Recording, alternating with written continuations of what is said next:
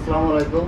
দেশ ও দেশের বাইরে থেকে যারা এই মুহূর্তে আমার এই ভিডিওটি দেখছেন, অতি দুঃখের সাথে আমি জানাচ্ছি যে আমার ভাইয়াকে যারা কৃতজ্ঞভাবে এরকম করেছে,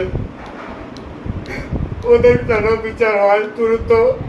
ওরা ওরা যেন ধরা পড়ে এবং ওদের বিচার চাইছে। আমার ভাইয়াকে যারা এরকমভাবে অপহরণ করছে, আমি তাদের বিচার চাই। কারণ আমি ছিলাম, আমি সারা রাত অনেক কষ্ট করতে ভাইয়ের জন্য। তার ব্যথা আমি সহ্য করতে পারি নাই।